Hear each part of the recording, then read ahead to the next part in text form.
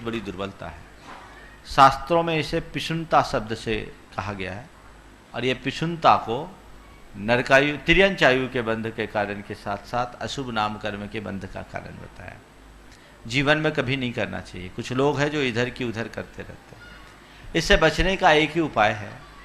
पहली बात तो अगर कोई व्यक्ति दूसरे की चुगली आपके पास करे, आप उसमें रस मत लो, उससे सावधान हो जाओ।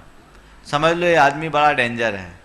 जब दूसरे की चुगली तुम्हारे पास कर रहा है या दूसरे की आलोचना तुम्हारे पास आके कर रहा है, पक्के तौर पर तुम्हारी बुराई सामने वाले के पास जाकर के करेगा। समझ गए? तो ऐसे लोगों की बातों को बल मत दो, उनको सेंसर करो। अगर कुछ कहता भी है तो उस पर भरोसा मत करो, क्योंकि लोग नमक मिर्च लगा करके बात को बढ़ा चढ़ा कर करते हैं, उसमें अपना उनका कोई इंटरेस्ट भी होता है। दूसरी बात, कोई व्यक्ति किसी की बात इस तरह से कहे अब मन में संशय होने लगे, तो जिस व्यक्ति के विषय में कहा गया उस व्यक्ति से जाकर के पूछ लो, क्या तुमने ऐसा कहा? क्या नहीं कहा, क्लैरिफिकेशन हो गया, फिर कुछ करने की जरूरत नहीं होगी। और फिर ऐसे व्यक्ति को हतोत्साहित करने के लिए उस व्यक्ति को सामने बुला, क्यों जी तुम तो कह रहे थे ये हुआ नहीं, ऐसी बात क्यों कह रहे? और जब सामने आदमी एक्सपोज हो जाएगा तो दोबारा किसी की चुगली करने की हिम्मत नहीं कर पाएगा। होता यह है कि लोग बड़े कान के कच्चे होते। कान के कच्चे होने का मतलब जानते क्या होता है?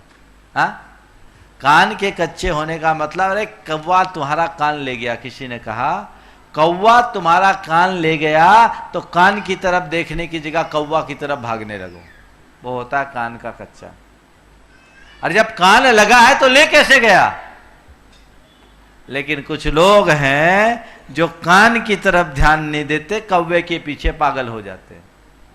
ये कान के कच्चे लोग हैं, समझ गए ना? तो ऐसे कान के कच्चे मत बनो। किसी भी व्यक्ति की बात को सुनने के बाद उसमें कितने का गुना करना है, कितने का भाग देना है, कितना प्लस करना है, कितना माइनस लगाना है, ये दिमाग में सेट कर लो। बहुत सारे लोग होते हैं जो उल्टी सीधी बातें भरते रहते हैं। हम लोग अगर थोड़ा सा अपनी बुद्धि का इस्तेमाल नहीं करें ना, तो आप लोग तो हम लोगों को बेच खाओ। बड़ी बुरी हालत। एक से एक महान भाव आते हैं, पर हम तो बहुत समझते हैं। सुनते सबकी है पर करते अपने हिसाब से हैं।